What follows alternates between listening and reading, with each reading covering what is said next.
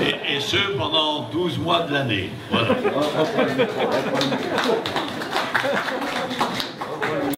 Et a été, malheureusement, sans beaucoup de manifestations du fait de la pandémie qui a bloqué beaucoup de trop de personnes en confinement. Cette assemblée générale va être relativement formelle, puisque vous le savez, nous sommes une association et comme toutes les associations, nous devons respecter les règles relatives aux associations type loi 1901. Dans la mesure où le quorum est largement réuni, nous allons pouvoir passer à la première phase qui est, elle, tout aussi formelle, à savoir le compte-rendu financier par notre trésorier, M. Florent Wess.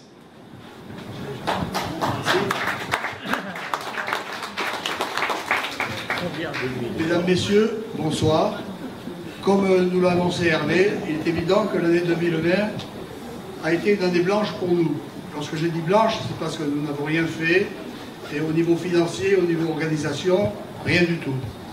Donc, de ce fait, pas d'adhésion, pas d'opération bancaire, ni dépenses, et ni entrée d'argent, sauf les frais bancaires de l'année 2020 qui s'élèvent à 108 €. Donc, au 31 décembre 2020, nous avions en crédit 9 173,52 €. En ce qui concerne l'année 2021, nous avons eu en dépenses 200 € de gerbe pour le décès d'André Trucchi. Et ensuite, en frais bancaires, nous avons 18 € à déduire en plus de la somme. Aucune recette a été enregistrée à ce jour. Donc, au 31 mai 2021, nous avons un compte positif de 8 955,52 €. Bon, je tiens à vous informer, comme l'a indiqué Maître Perra, que les bulletins d'adhésion sont à votre disposition à l'entrée, près de la table de réception. Voilà, le montant annuel n'a pas changé. Il est toujours de 20, à partir de 20 € jusqu'à l'infini, à votre bon cœur. Voilà, je vous remercie beaucoup. Excusez-moi, et je tiens les comptes à celui qui veut contrôler avec moi. Avec grand plaisir, je suis disponible. Voilà, merci beaucoup. Je remarque qu'il n'y a pas beaucoup d'argent qui est rentré, mais il n'y en a pas beaucoup qui est sorti non plus. Donc finalement, c'est pas plus mal. Par rapport à 2020. Deuxième point qui est à l'ordre du jour, c'est naturellement le renouvellement du bureau avec l'équipe sortante qui se repropose à vos suffrages. Premier, il est là-bas, à savoir le secrétaire général Robert Rebaud, ici présent. On se lève.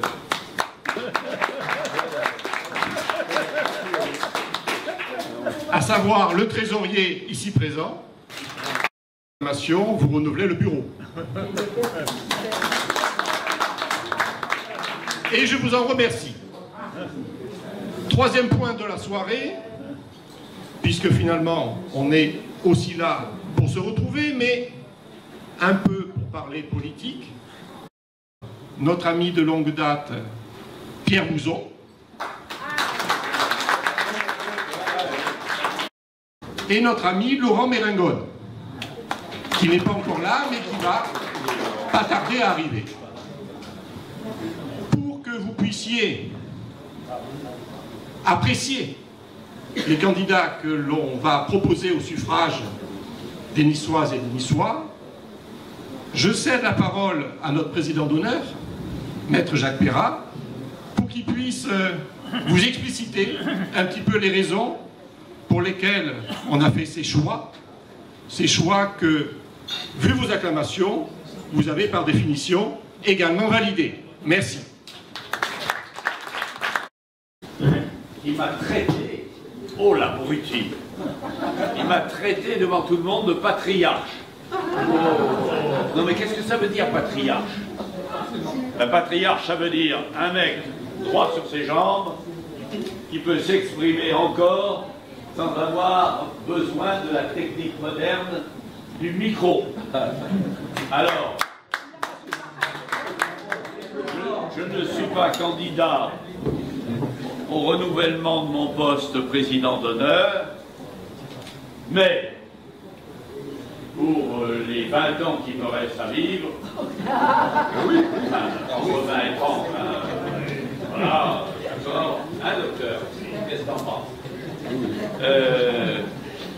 Je ne suis pas candidat. Alors s'il y a une gonzesse ou un homme, un mâle, qui peut me remplacer, eh bien qu'il se fasse connaître tout de suite. Tout se taise à jamais. Et il commencera par faire 20 bons. Pour oser vouloir me remplacer. Alors soyons sérieux. La réunion de ce soir a pour but de donner l'investiture de l'entente républicaine à Pierre Mouzon. Pierre Mouzon, d'abord c'est un nom français, ensuite c'est un pied noir, madame. Alors, j'ose le dire, il n'est pas oranais, il n'est pas constantinois, il est algérois. Et il est de profession notaire, il est un de mes amis depuis près de 50 ans, il a fait une partie de l'opération de police en Algérie qui a été en réalité une guerre. Il est mon notaire, il l'est toujours maintenant, et s'il accepte un patriarche comme moi, il restera mon ami. Et je vous demande de l'investir pour être suppléant du futur conseiller général qui sera élu dans le 9e canton de Nice, qui comprend notamment le Montboron et ses alentours. Est-ce que vous êtes d'accord? Si vous êtes d'accord, vous ne dites rien, vous ne parlez pas, vous n'applaudissez pas, vous restez à vos places. Ils sont tous d'accord unanimement, Monsieur le Président. Chacune et chacun avait la trouille de s'exprimer. Alors, ceci étant fait, vous donnerez aussi l'investiture de l'entente républicaine, si vous le voulez bien, pour celles et ceux qui sont à jour de leur cotisation, hein, qui reste inchangé, si j'ai bien compris. Il avait une occasion de passer de 20 € par an à peut-être 30, il n'en a pas profité, tant pis pour lui, tant pis pour le trésorier. Donc vous avez compris que s'il y a encore 8 000 € en caisse, de l'aveu même du président, c'est parce qu'il a refusé de payer les factures qu'on lui présentait. C'est ce qu'on appelle en histoire un ratchou. Voilà.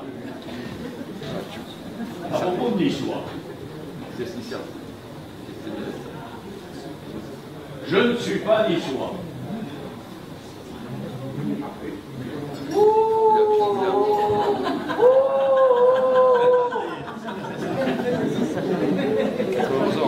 Madame Perra, vous serez privée de votre raclée ce soir, en punition. Mais, depuis l'école du lycée Masséna, faite avec... où est-ce qu'il est passé, Jacques de Rocasser? Il s'est caché? Non, il est allé au téléphone.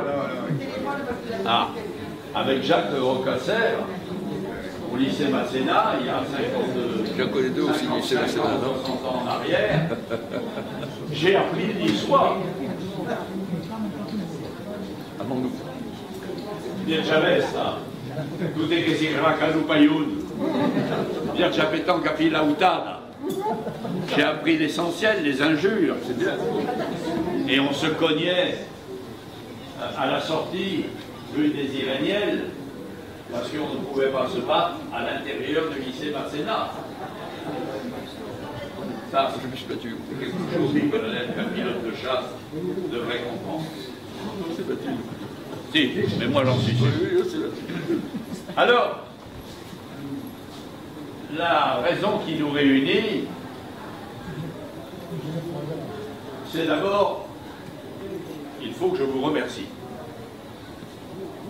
Je remercie les organisateurs, même si, pour les repas, il y a longtemps que je n'avais pas assisté à un tel bordel.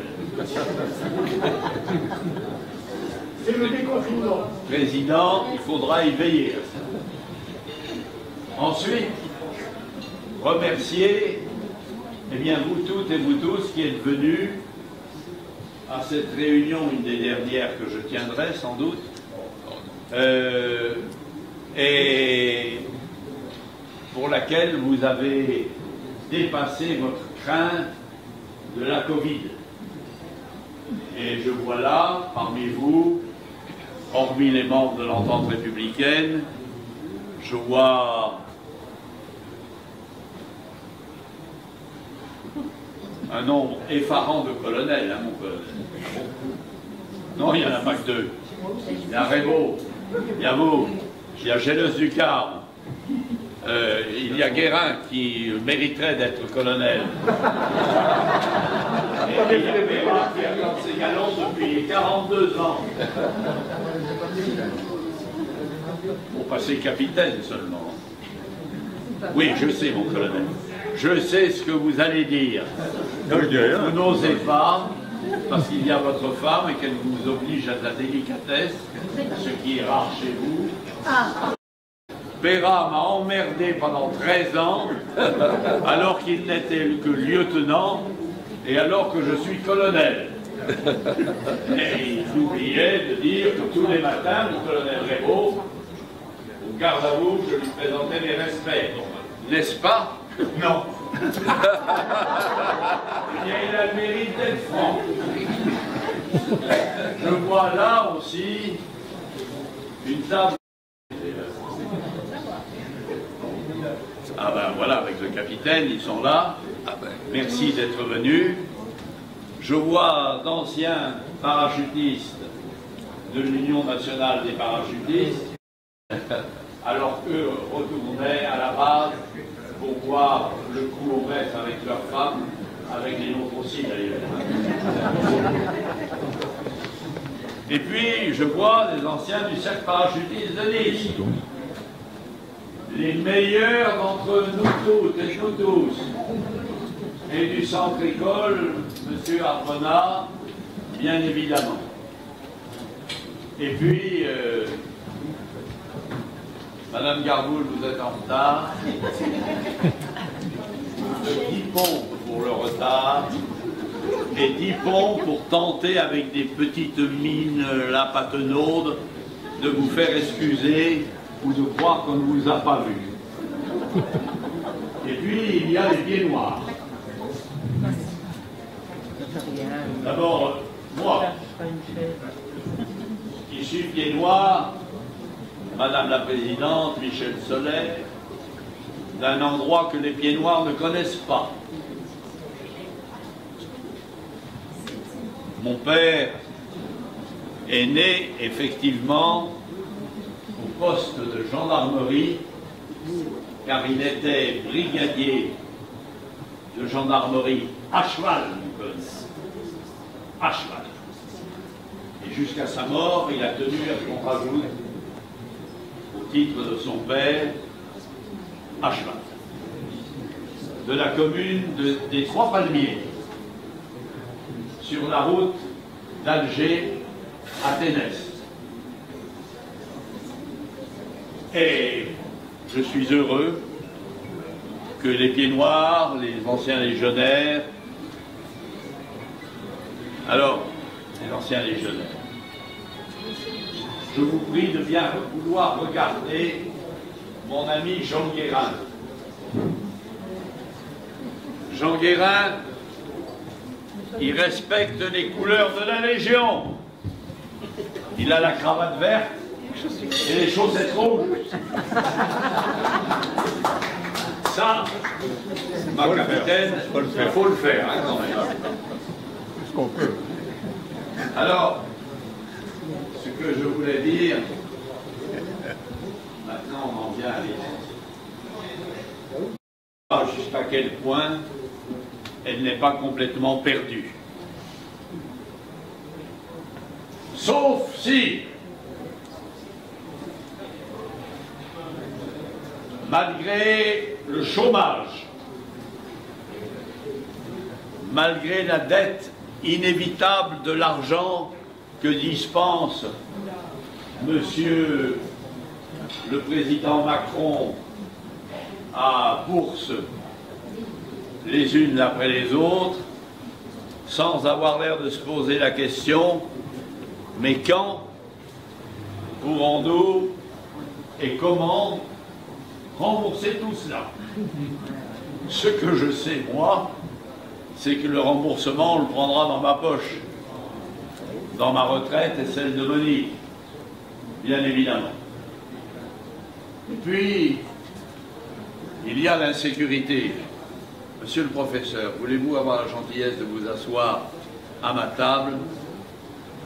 Le professeur Gilly, qui n'est plus à présenter, est quand même le seul qui a voulu Jean-Claude, Jean, Guy, Jacques, faire remarquer à monsieur le maire actuel que de creuser un tunnel sur plusieurs kilomètres pour la deuxième rame du tramway, c'était notamment 3 fois plus ou 4 fois plus cher que de le mettre en aérien, mais beaucoup plus risqué compte tenu de la physionomie du sol dans lequel on s'enfonce. Et je rappelle qu'il est professeur en 20 ans. Je lui ai écrit une lettre dans laquelle je lui disais: vous me traitez, mon père, qui était officier comme vous, et qui a fait la guerre de 14-18 et la guerre de 39-45, de même que mon beau-père, Jean-Claude et Monique, non, Monique et Jean-Claude,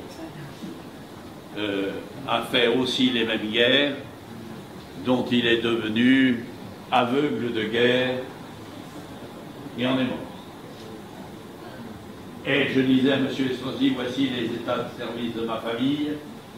Moi-même, je me suis engagé pour la durée de la guerre d'Indochine au 1er bataillon de parachutistes de la Légion étrangère, bien que j'ai appris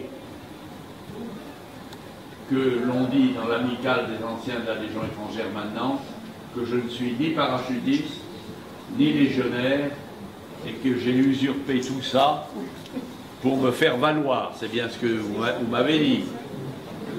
Les racamua. Votre mari ne s'exprimait pas de manière aussi grossière, Madame Pampalon. Oui, ça dépend. Avec moi, il parlait librement. Avec vous, il mettait des gants. Voilà. Madame Pampaloni, que je viens de saluer, c'est le directeur général des services de la ville de Nice, que j'avais choisi et qui a servi la ville avec excellence. D'ailleurs, quand les histoires ont foutu à la porte, il a demandé à faire valoir sa retraite et il a été jeté dans le paillon, dans le même sac que Jacques Perrin. Mais on s'en est sorti. Alors, l'insécurité. Les attaques.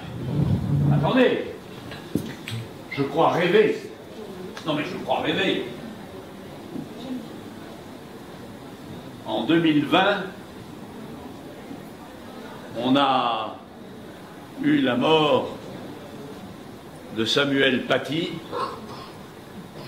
professeur égorgé par un Tchétchène de 18 ans.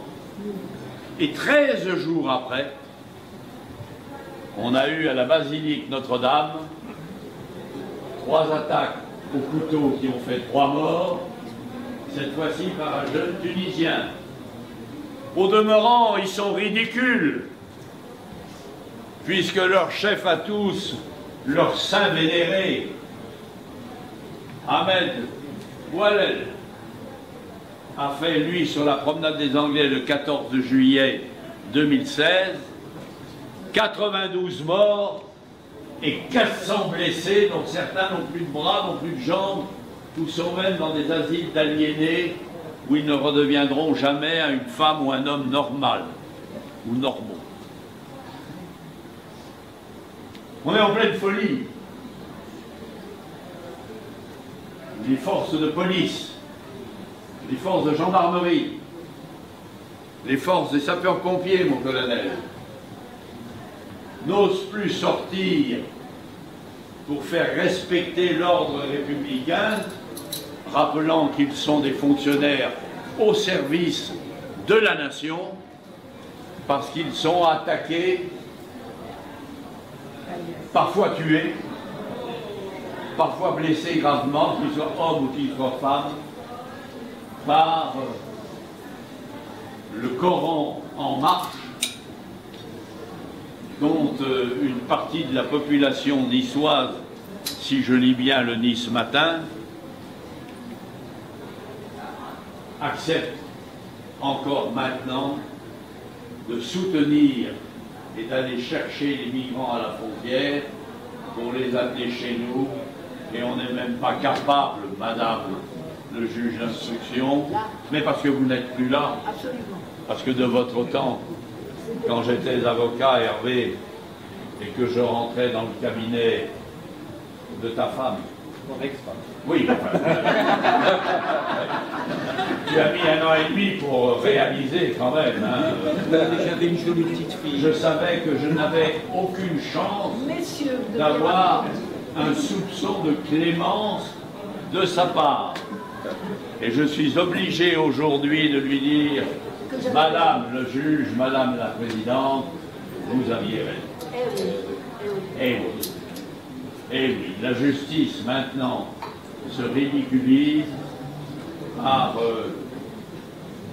la placidité avec laquelle elle prend maintenant les criminels, à un tel point que je suis heureux de ne plus être avocat, puisque le criminel nord-africain ou noir ou voyou tout simplement de chez nous ou du milieu gitan n'a plus besoin d'être défendu, puisque la justice le défend déjà au départ en voyant en lui non plus un agresseur mais une victime du pays dans lequel il vit. Alors il faut maintenant arrêter tout ça. Il faut arrêter tout ça. Et c'est sur nos épaules que cela repose. C'est pourquoi je prends la parole et la fais durer un petit peu pour que vous ne soyez pas entre vous en train de papoter, en attendant que M. Mariani vienne s'installer à cette table pour manger au repas que je lui offre. Vous ne lui offrez rien du tout. Trésorier, où qu'il est le trésorier? Il est à la trésorerie. Il est à la trésorerie. Il n'aura pas à payer pour qui que ce soit. Je le ferai moi-même parce que c'est un geste que je compte faire en guise de remerciement de ce que je vais ajouter maintenant. Auparavant, je voudrais remercier le restaurant qui nous accueille, Frédéric, est-ce qu'il m'entend, Frédéric? Il est aux cuisines, Frédéric. Frédéric! Frédéric! Ça fait le deuxième jour d'ouverture du restaurant. Il me disait tout à l'heure qu'il avait coupé la barbe, qu'il avait laissé pousser en plusieurs mois, une barbe de sapeur. Frédéric, viens près de moi, enlève ton masque, l'on voit ta tronche. Faites attention, tenez-vous bien, attention, les cardiaques, ne regardez pas. Voilà. Alors, Frédéric étant là, je peux maintenant, en te regardant dans les yeux, évoquer la mémoire de celui qui nous regarde là-haut, dès nous. André Trucchi, je vous demande une minute de silence. Et vous levez.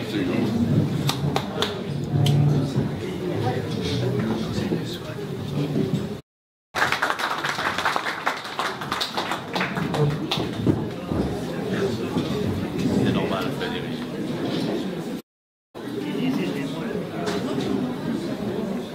La numérique, Frédéric. Allô, Frédéric? Oui? On sera 20 ans. Je ne peux pas aller au-delà de 100. Eh bien, tu iras au-delà de 100. Et si quelqu'un te dit quoi que ce soit, tu diras, c'est Perra qu'il faut aller voir. Il m'a donné l'ordre d'eux. Et si vous voulez le sanctionner, sanctionnez-le. Et on me traînera devant Madame Oman, qui ayant changé grâce à moi, me collera 10 ans de réclusion criminelle. Et vous vous en sortirez bien. Tu as dit 20? Ah bon, ben voilà, c'est rien. Tu veux la faire, faut que ce temps. Alors, tout à l'heure, notre président, Hervé Surville, a rappelé qu'il allait y avoir des élections. Et j'ai cru entendre des remarques du style, ben oui, on le sait. Ouais, on le sait. Je vais vous rappeler quelque chose.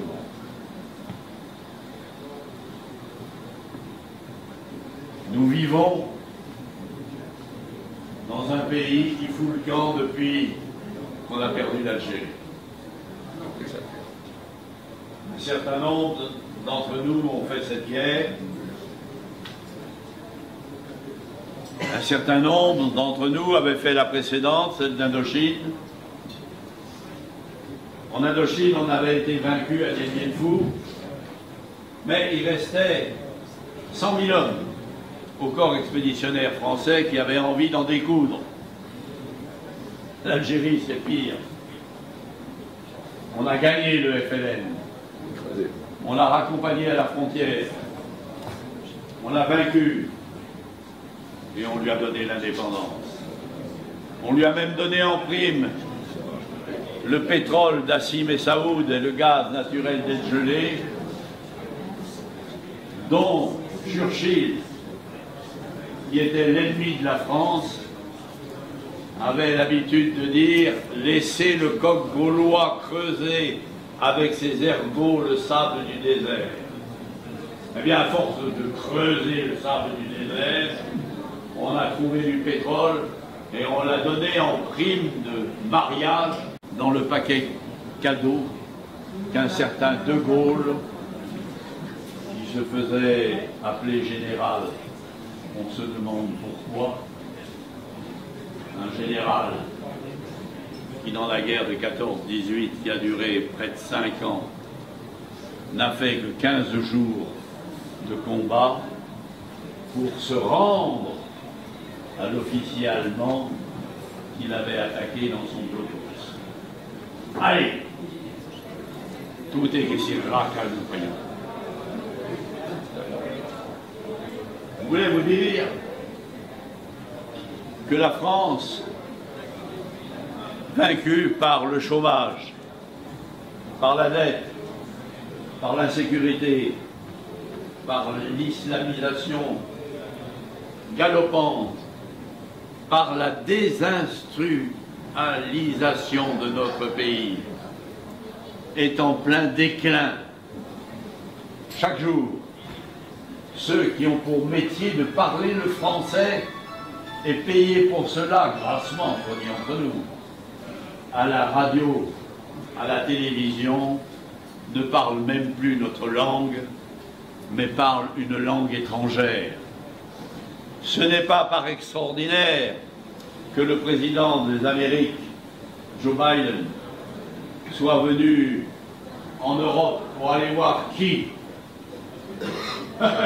Son allié naturel, le Premier ministre anglais, où ils auront certainement continué à enterrer le pays qu'ils ne veulent plus soutenir, la France, et quelque part, je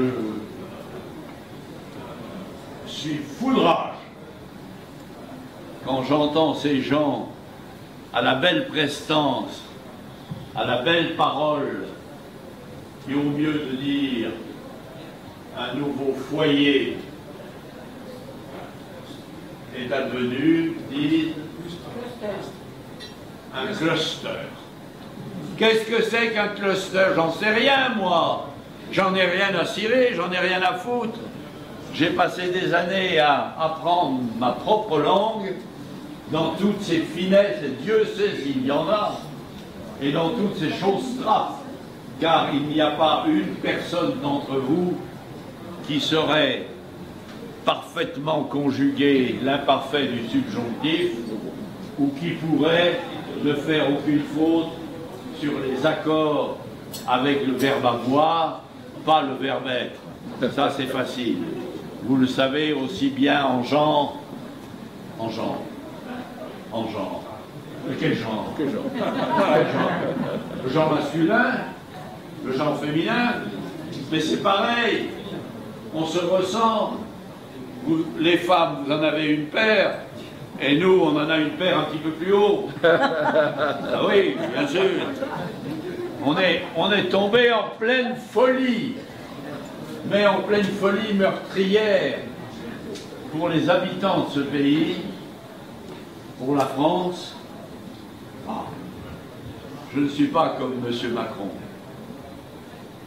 Lui, il vive la République. Moi, j'en ai rien à foutre de la République. La République a été précédée de centaines d'années de monarchie, puis d'empire, puis elle a pris avec Napoléon, puis, t'as vu la magistrate, elle se réveille. Voilà.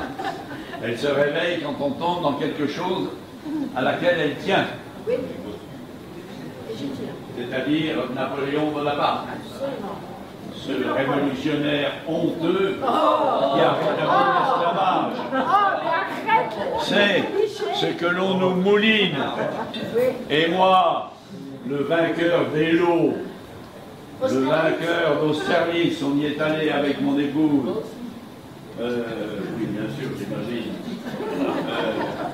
Ce petit homme corse, Jacques, pas forcément de ton pays, mais d'un petit peu plus bas ou d'un petit peu plus haut, qui était sorti de rien, a donné la plus grande image que l'on puisse donner de notre pays, de la souveraineté nationale, du courage de ces hommes de la grande armée, comme je vénère, moi, celui des anciens de 14-18, qui étaient pour la plupart des cultivateurs ou des ouvriers des mines, parce que je prétends, messieurs les colonels, que nos enfants, nos petits-enfants ne seraient plus capables d'endurer les 5 ans de guerre qu'ils ont vécu, ainsi que les Anglais d'ailleurs, ainsi que les Américains, ainsi que les Allemands, les Autrichiens, les Italiens et tout le reste, dans les tranchées et sous le marmitage des canons de 390 ou de 420. Voilà. J'ai terminé pour vous dire, il ne nous reste plus qu'une seule chance. Pas 10, pas 5, une seule. C'est de prendre conscience que ce que je viens de dire, à part quelques plaisanteries pour susciter l'intérêt et alléger le discours, et pour ensemble se rassembler, se réunir comme on vient de le faire, comme on le fera encore sur ma demande ou celle d'autres, pour s'unir et participer au vote. Depuis De Gaulle, Pompidou, Giscard d'Estaing, Mitterrand, Chirac, Sarkozy, Hollande, Macron. Qui les a élus, bordel? Les Français. Ils n'ont pas à se plaindre de la dérive vers la catastrophe de notre pays, puisqu'ils l'ont voulu. Ils ont mis... Attendez, ils sont tellement stupides qu'ils en arrivent à faire nommer comme maire de Nice un homme dont ils savent qu'il touche une certaine somme, entre 10 et 30% sur tous les travaux qui sont faits. C'est pour ça qu'il y en a tellement. Monsieur l'adjoint, je vous rends hommage. Vous n'avez pas touché un radis. Moi non plus, lui non plus, lui non plus, lui non plus, sur les travaux effectués par la ville. Eh bien, ils le réalisent, ils le rééliront encore, jusqu'à ce que la charia s'installe en France. Notez, quelque part, pour quelqu'un comme moi, il y a un petit avantage à la charia. C'est que les dames, elles reprennent leur place à la cuisine.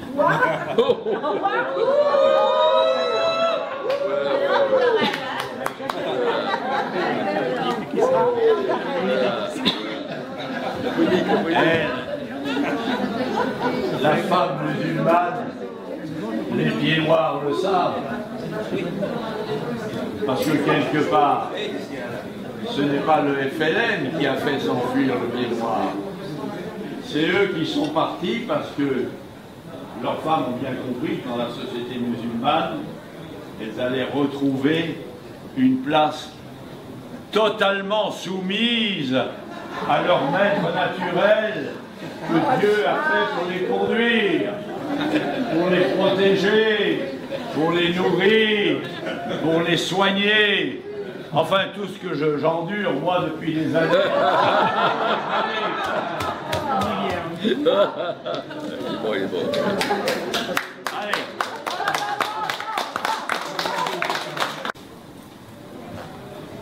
Au lendemain de 1962,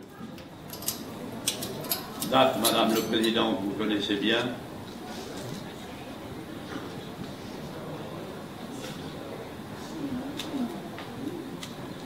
à cette époque-là,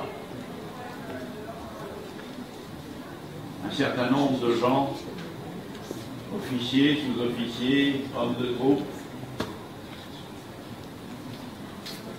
je pense à Pascal Arrigui, maître des requêtes au Conseil d'État et commandeur de la Légion d'honneur. Je pense à Le Pen et Perra, officier du premier maître en Indochine. Je pense à Roger Hollande, qui a rejoint des Étruquis là-haut, sous-officier, nageur de combat. De même qu'en 1920, celles et ceux qui avaient fait la guerre de 14-18 se sont réunis pour dire plus jamais ça, plus jamais 1,5 million de morts pour ceux que l'on a trouvés, probablement en plus des 300 000 ou 400 000 disparus dans les mouvements de l'artillerie et les marais de ci, de là. De même, nous nous étions réunis pour faire le Front National. Plus jamais ça. On ne fera plus de guerre comme l'Indochine,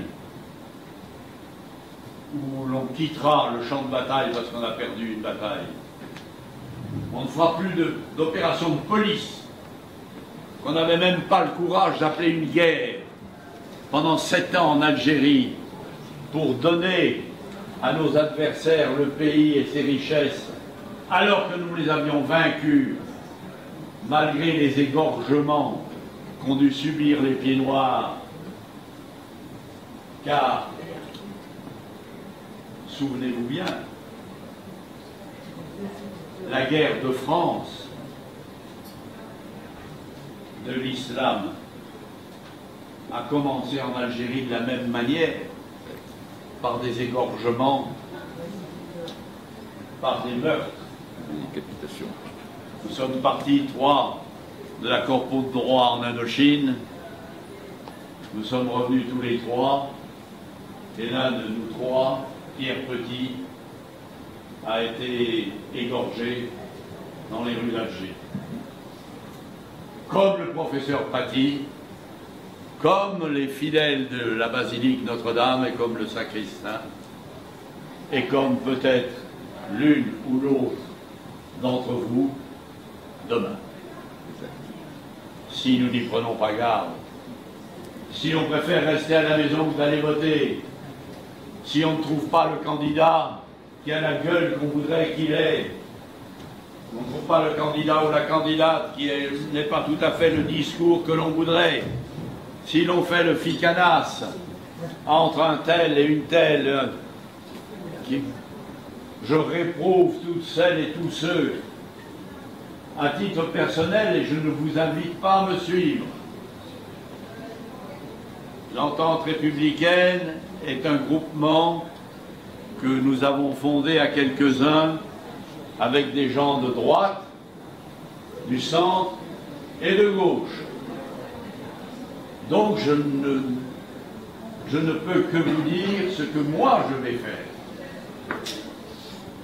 Vous ferez en votre conscience de citoyen français, en vous rappelant tout simplement ceci: la démocratie est née à Athènes en 600 avant Jésus-Christ.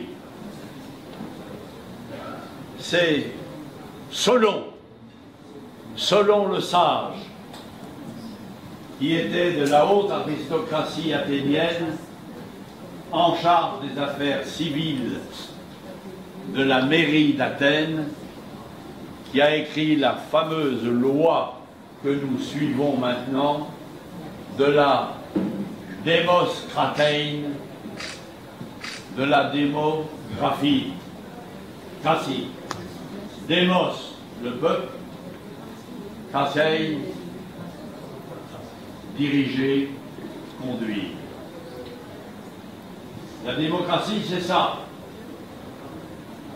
C'est nous qui allons désigner demain, moi,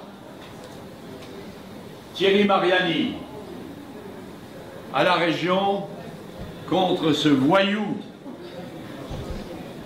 de président actuel qui, il est vrai, est soutenu par les dieux manichéens que sont M.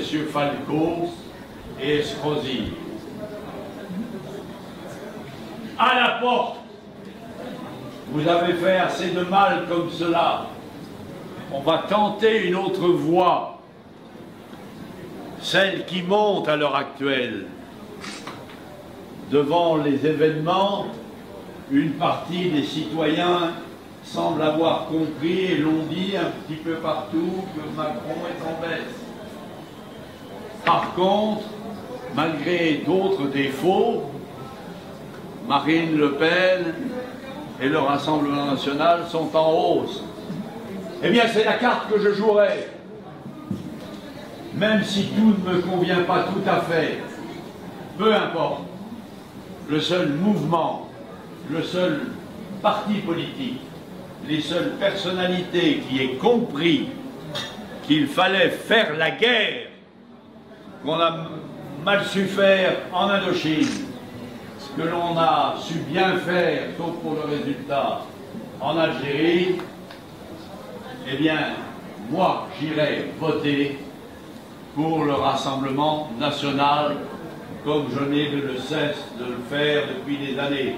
Je ne suis en rien responsable du glissement de la France vers la catastrophe, à travers, depuis De Gaulle jusqu'à Macron, de toutes celles et de tous ceux qui ont voté majoritairement pour les fauteurs politiques de la paix. Moi, j'ai envie de changer, j'ai envie que mon pays ne sombre pas. Je sais pour qui j'irai voter et je vous demande à toutes et à tous de faire en votre âme et conscience, votre esprit civique et votre intelligence, les choix qui seront les vôtres. Allez de toute façon voter pour qui vous voulez, c'est-à-dire pour le Rassemblement national.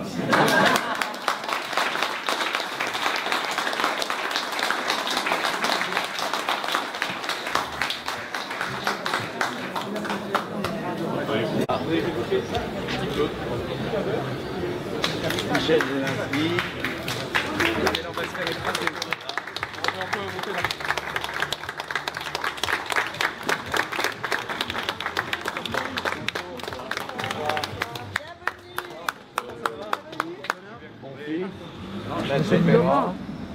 Ma femme, que je connais, c'est déjà vu. voilà, la femme de Jean. Oui, on nous avait reçus il y a 3 semaines. J'ai la photo. Bon, allez, on... Déjà. Il y a le couvre-feu. Et oui, il y a le couvre-feu. Après, il y a le 23 heures de couvre-feu. Oui. Merci. Bonsoir. Oh, salut. Allez, viens. Bonjour.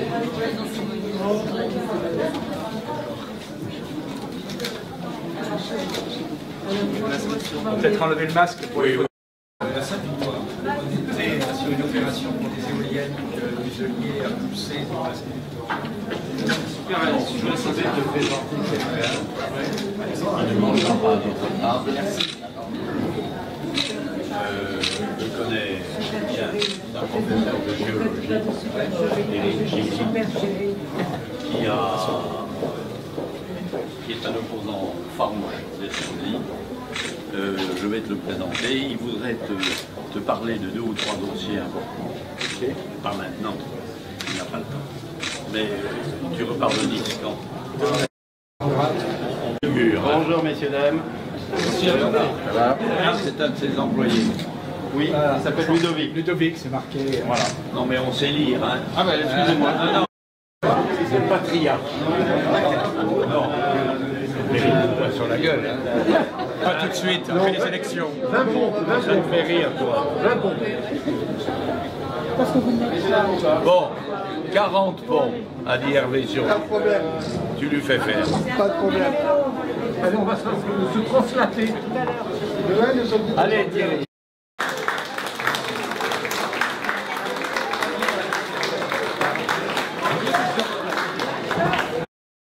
Qui est malheureusement décédé, ma belle-sœur, ma femme derrière. Alors, derrière, Thierry, ça c'est de la merdouille, hein. Colonel de l'aviation. qui ne guérit personne et qui, voilà... Une jolie femme qui est mon attachée de presse. Eh oui, eh oui. Bonjour. Pardon, bonjour.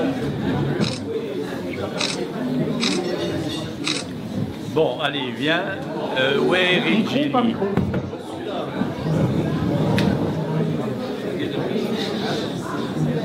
Thierry, viens. Pardon, excuse-moi. Viens. Voilà, Eric Gilly, je peux parler. Alors, il cherche ce matin à 8 h.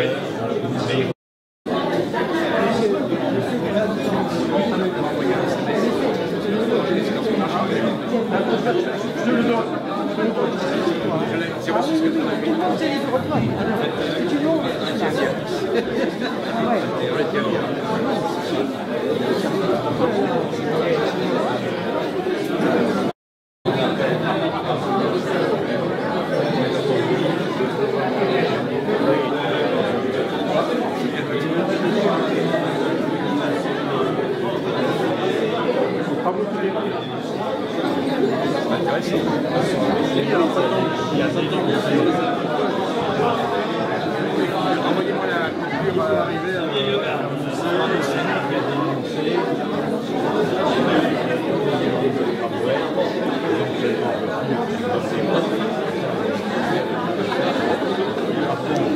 Le risque incroyable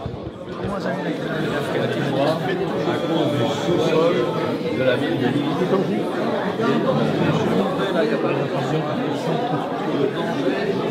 Voulez-vous vous asseoir, je vous prie? Voilà, le bordel ne vient pas de chez nous. Hein. Il vient de chez vous. Mesdames et messieurs, j'avais bien compris tout à l'heure, lors de mon intervention, que ce n'était pas moi que vous étiez venu écouter. Vous me l'avez fait sentir par une réprobation générale à l'ensemble de ce que je pouvais dire. Alors, pour m'excuser de vous avoir ainsi importuné, je passe la parole à celui que l'on attend depuis 2h15 et qui, bien entendu, je te charge de faire exécuter la sanction que nous avons, Hervé Surville et moi, décidé pour le retard inconsidéré de Thierry Mariani, 20 pompes. Hein, d'accord? J'ai d'accord, ben voilà. Alors, terminé, vous en avez marre. Maintenant, je passe la parole à celui que vous attendiez, Monsieur le ministre Thierry Mariani.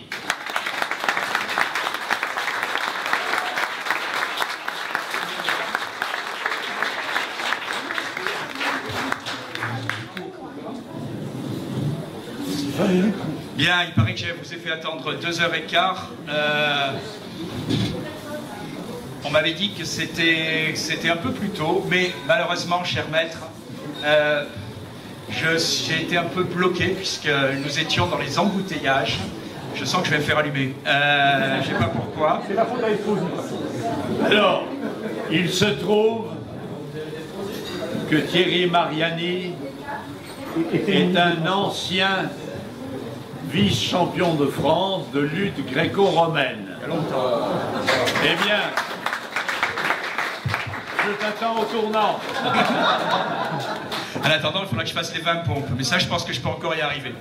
Non, merci d'abord à Jacques Perrat et à l'Entente républicaine de Nice et à ses responsables pour leur invitation. Une invitation, soyons honnêtes, qui tombe pas trop mal à une semaine, paraît-il, d'élections régionales ou départementales. Mais c'est une pure coïncidence ou c'est à l'insu de notre plein gré. Voilà. Merci et je rajoute, très honoré que tu m'aies invité parce que je sais le travail que tu as fait à Nice. Je sais que quand on est maire, je l'ai été dans une ville bien plus modeste, mais souvent on lance les grands chantiers, c'est les autres qui en profitent. Et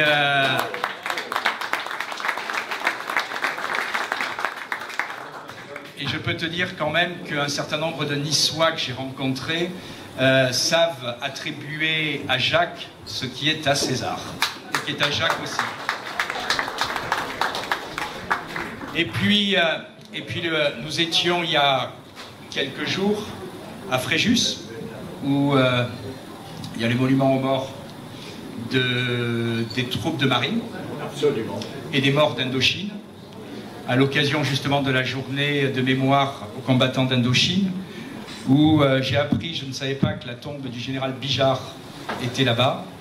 Et je sais que tu as partagé un certain nombre de combats pour la France à ses côtés, que modestement, moi qui n'ai fait qu'une école militaire et ça s'est arrêté là, je me tourne vers toi en disant tout le respect qu'on doit avoir, je pense, et qu'on oublie trop souvent dans ce pays, pour ceux qui, comme toi, à un moment, ont risqué leur vie pour notre pays, et que dans ce monde, paraît-il, moderne, on a tendance à oublier. Donc respect, Monsieur Perra.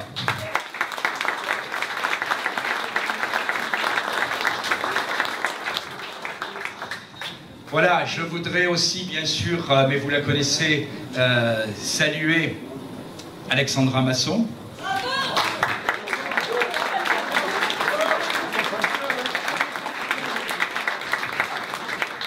Qui est notre tête de liste, vous le savez, sur les élections régionales pour les Alpes-Maritimes. Et bien sûr aussi Laurent Mérengon, qui est sur notre liste, mais qui est aussi candidat au cantonal. Voilà. Alors en plus, je crois qu'on ne doit pas dire au cantonal, maintenant on doit dire au départemental, puisque ça a changé, même si c'est la même chose. Dans une semaine, vous voterez, dans une semaine et 2 jours, vous aurez à voter pour 2 élections.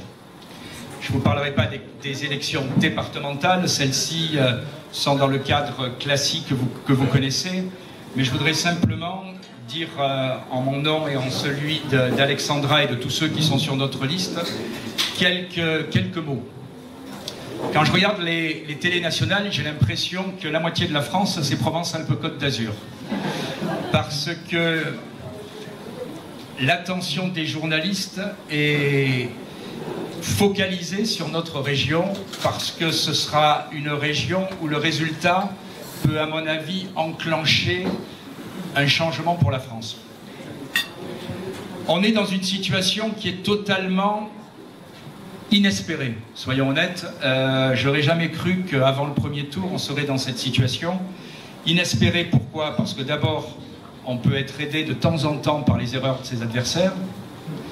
Quand nous avons commencé la campagne avec Alexandra, avec Philippe Vardon, que je vois dans la salle, eh bien...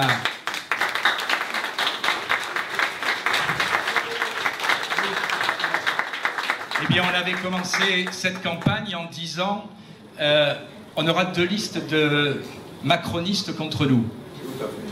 La liste de Mme Cluzel, qui est ministre de M. Macron, la liste avouée, et puis la liste cachée, la liste honteuse, qui était celle de M. Muselier, puisqu'on savait déjà que les négociations pour le 2e tour, pour la fusion des listes, étaient en cours de route. Les choses sont accélérées. J'avoue que je ne comprends pas pourquoi elles se sont accélérées, si ce n'est par une sorte de fébrilité ou de panique d'être distancé assez largement dès le premier tour. Et finalement, vous avez vu comme moi ce scénario il y a 1 mois où le représentant des Républicains explique sur les télés qu'en réalité, il n'y aura jamais de fusion, jamais d'accord entre les 2 listes.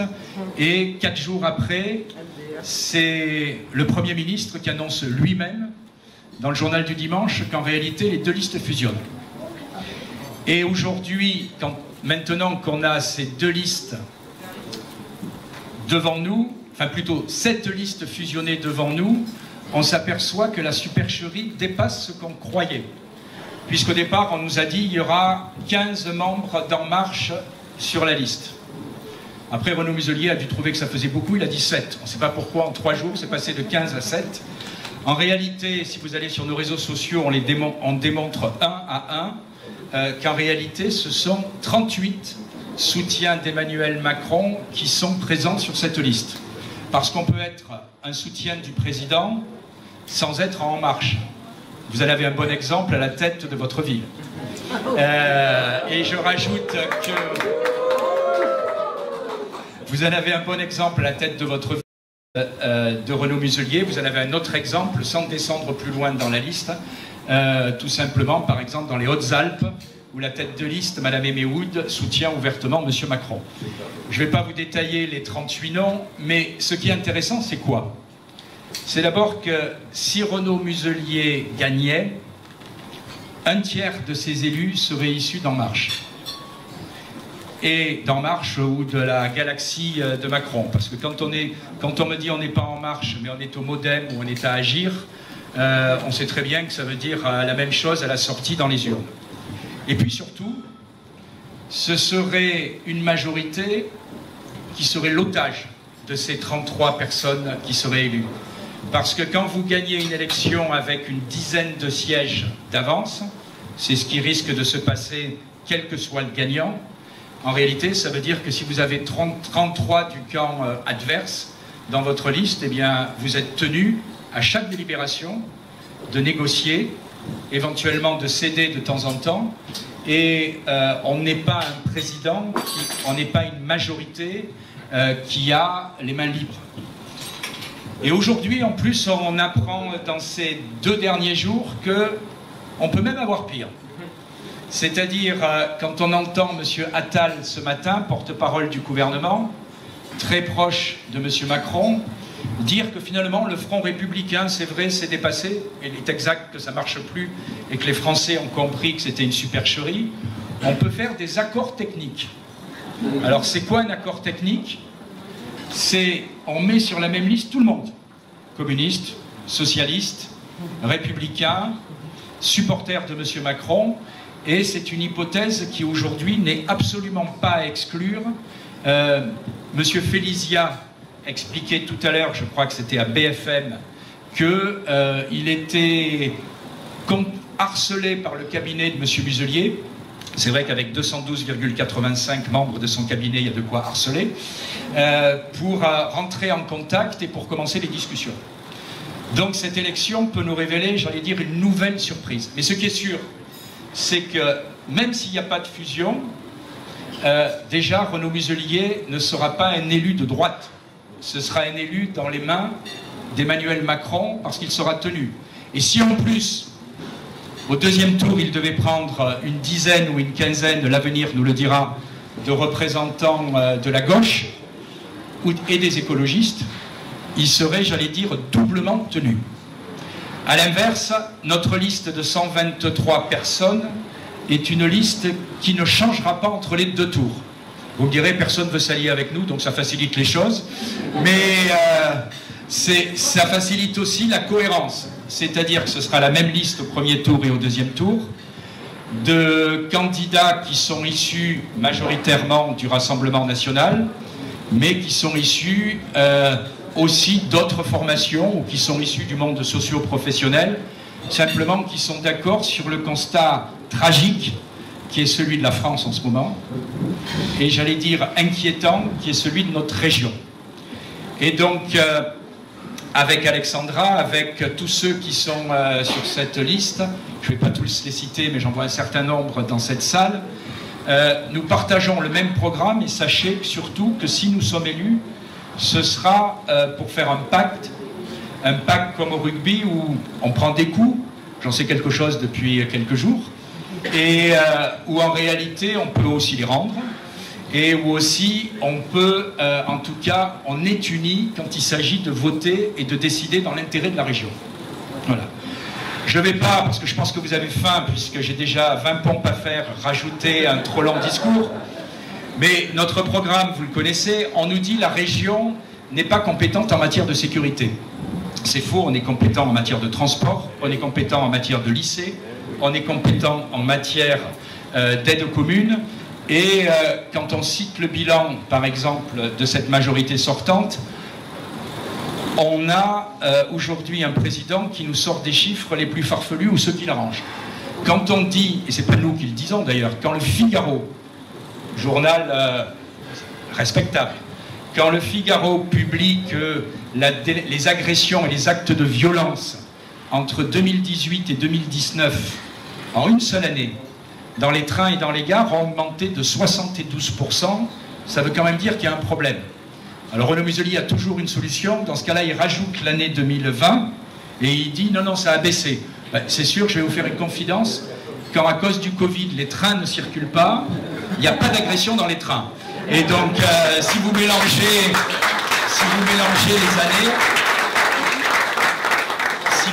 les années, vous arrivez à des chiffres on ne peut plus farfelus.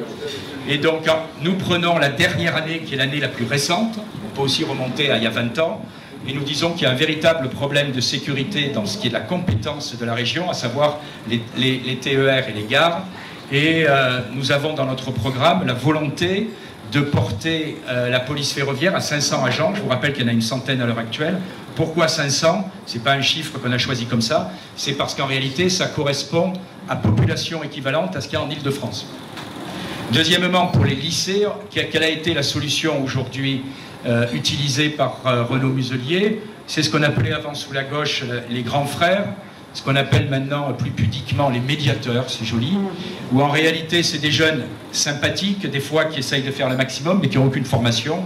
Et nous, on le dit très clairement, on veut les remplacer par des véritables agents de sécurité, parce que malheureusement, quand on voit les trafics de drogue, quand on voit les risques qui se déroulent de temps en temps devant les lycées, eh bien, il faut des agents qui, par moment, sont, j'allais dire, formés pour intervenir.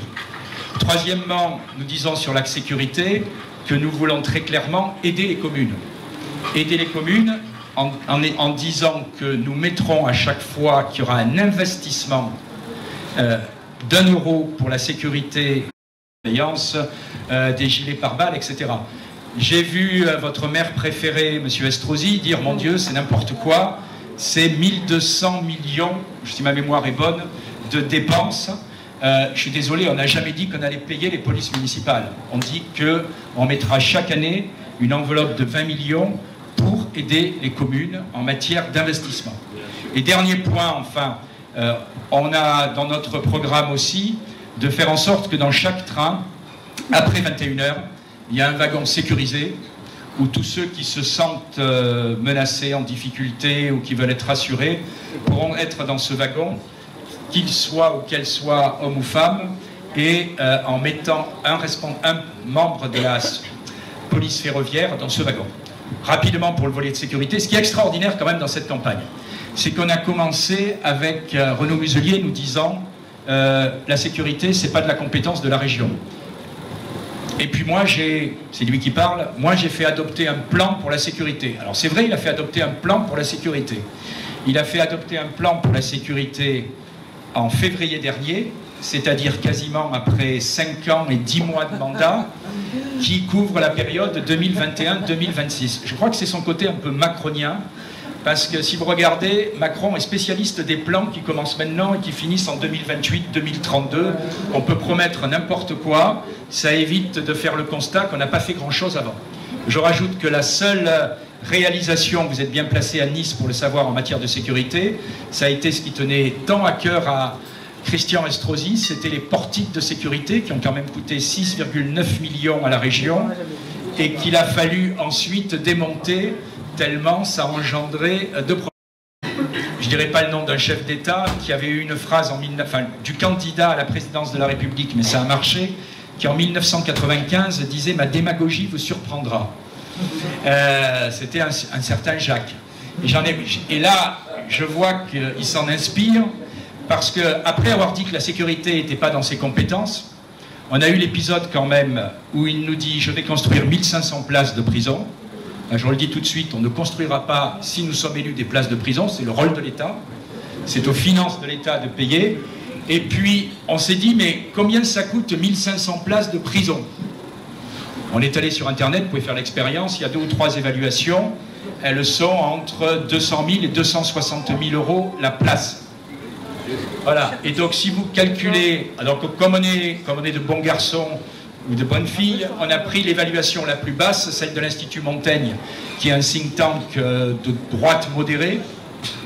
Une place de prison à 200 000 euros multipliée par 1500 places, ça fait 300 millions, accessoirement. Voilà, donc quand M.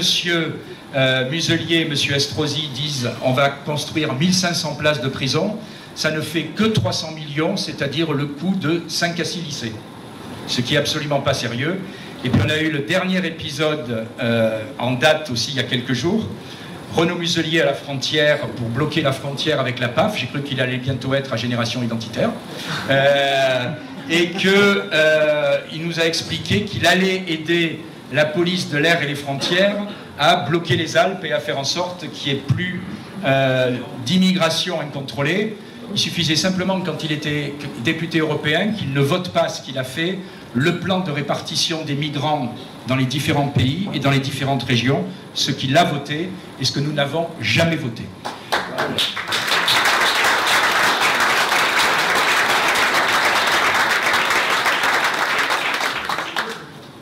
La deuxième compétence, et je vais aller beaucoup plus vite, je vous rassure, la deuxième compétence, vous le savez, de la région, c'est principalement tout ce qui concerne le développement économique. Il est évident qu'avec Alexandra, avec Laurent et avec l'ensemble des membres de notre liste, nous avons présenté il y a une semaine à Toulon notre plan de relance économique qui, en réalité, veut à la fois que la région serve un peu de bouclier aux entrepreneurs locaux, et notamment par des prêts de trésorerie à la sortie de la crise du Covid, parce qu'à l'heure actuelle, on verra les vrais dégâts du Covid à partir d'octobre ou novembre. Jusqu'à présent, beaucoup d'établissements ou beaucoup de petites entreprises sont sous perfusion, sauf que l'argent gratuit ou l'argent sans limite s'arrête un jour. Et à ce moment-là, on verra les dégâts. On a prévu de transformer, je ne vais pas rentrer dans les détails, le fonds qui, à l'heure actuelle, gère un certain nombre de participations de la région en fonds souverains pour permettre d'aider les entreprises en fonds de trésorerie.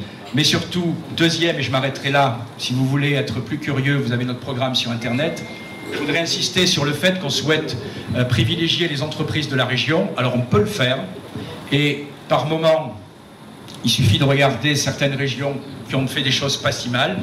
Je pense à ce qui s'est fait un peu plus au nord de chez nous, ce qu'a fait par exemple Laurent Wauquiez, où vous pouvez mettre un certain nombre de clauses dans les marchés publics qui en réalité permettent à ce que les entreprises régionales soient, disons le mot, un peu avantagées ou un peu privilégiées. J'en prends 3 exemples. Vous pouvez mettre des clauses sociales en disant dans les marchés publics que l'entreprise qui soumissionne doit embaucher tant d'apprentis. Ben forcément, ils sont de la région. Vous pouvez mettre des clauses environnementales en disant qu'on veut limiter l'impact sur l'environnement et que, par exemple, je prends un exemple très concret, si on construit un lycée à Hyères, eh bien forcément une entreprise qui vient de Toulon ou de Nice sera moins polluante qu'une entreprise qui vient de Dunkerque ou de Rouen. Voilà. Et là, ça donne un petit plus à nos entreprises. Et puis, vous savez, il y a ce qu'on appelle aussi la clause Molière. La clause Molière qui implique que les personnes travaillant sur le chantier comprennent le français, ce qui est aussi une question pour qu'elles soient en sécurité, ou que si elles ne comprennent pas le français, il y ait des interprètes. C'est le seul moyen, si on veut lutter contre les travailleurs détachés, parce que je vous rappelle qu'aujourd'hui c'est 500 000 emplois, c'est le rapport de la Cour des comptes, 500 000 emplois en France, et c'est le seul moyen si on veut essayer aussi de privilégier les entreprises qui embauchent des Français ou des travailleurs locaux. Voilà, et dernier point sur lequel je voudrais aussi insister, on a souhaité que dans l'un des points de notre programme, il y ait en quelque sorte la parole au peuple. Qu'est-ce que je veux dire par là? Vous élisez un conseil régional pour cette fois quasiment 7 ans, puisque exceptionnellement le mandat durera 9 mois de plus. Pourquoi? C'est pour éviter dans quasiment 6 ans le chevauchement des dates entre les régionales et les présidentielles en 2027. Et donc le gouvernement a changé la date. C'est pas du tout scandaleux, c'est ce qu'ont fait tous les gouvernements quand il y a des chevauchements de dates où on privilégie les élections nationales et on prolonge le mandat des élections locales. Donc les personnes que vous élirez à la région cette fois sont élues pour 6 ans, 9 mois. Et donc ce que je veux dire simplement, c'est que donner un chèque en blanc pour 6 ans, c'est quelque chose qui par moment peut être délicat.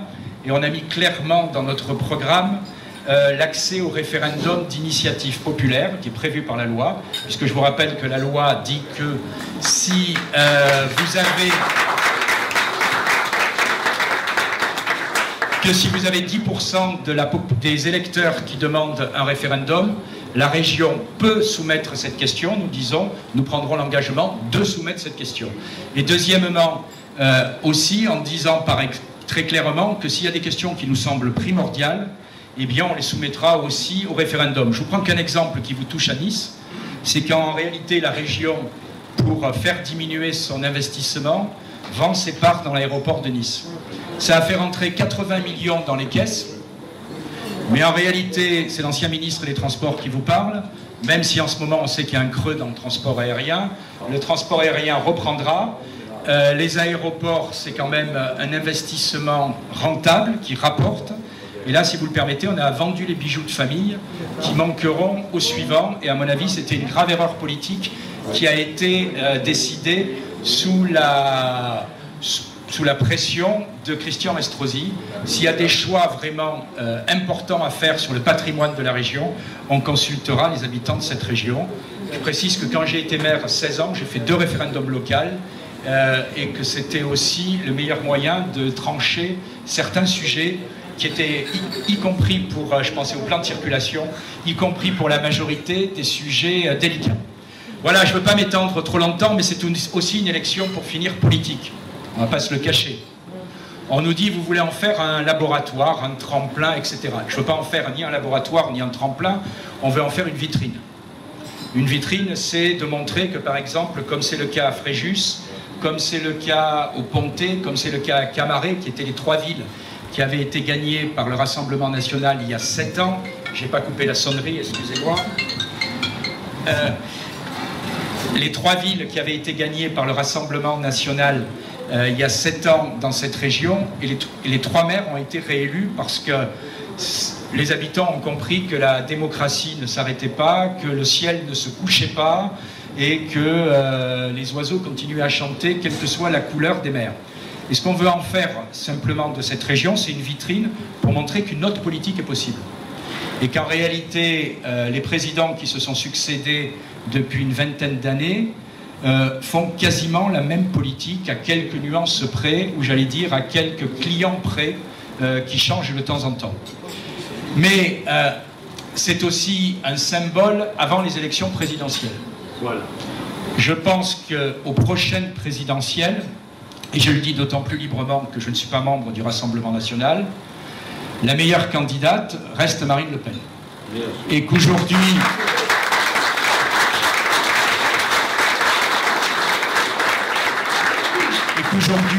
si on veut changer les choses en France, c'est bien de changer une région, mais il faudra aussi changer notre gouvernement et faire en sorte qu'une autre politique s'applique dans les domaines que vous connaissez. Voilà, nous nous présentons pour cette élection qui va devenir un peu, j'ai l'impression, dimanche en 8 et dans 15 jours, un peu l'élection phare.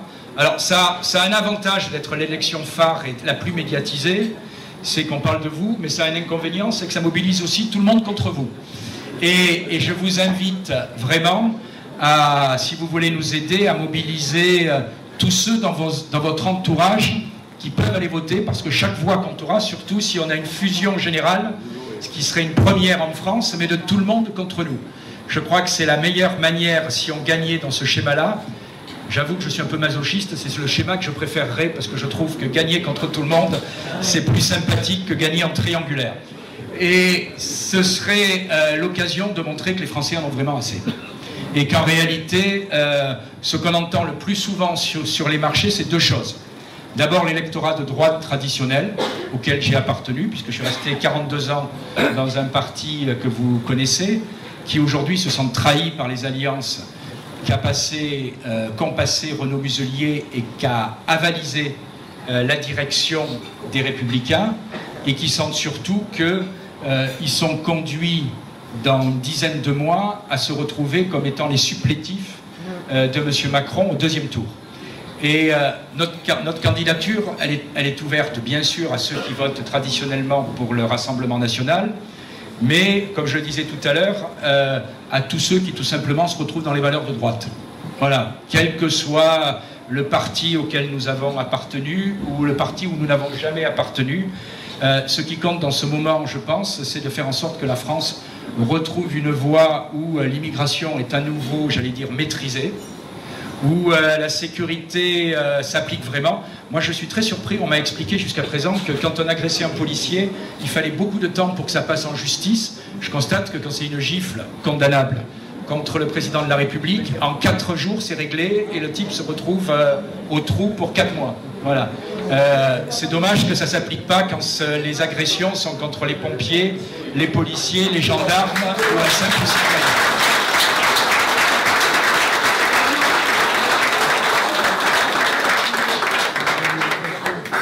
Cher maître, je vais vous céder le micro et je vais me préparer à faire les 20 pompes auxquelles vous m'avez condamné. En tout cas, je voulais sérieusement vous dire que je suis très heureux d'être ici avec vous, parce que, quels que soient nos parcours respectifs, je pense qu'à un moment, il faut que tout le monde se rassemble. Bien, monsieur le ministre, je vais être très long pour corriger votre discours, bien évidemment. Ça tiendra en 2 mots. Bon appétit!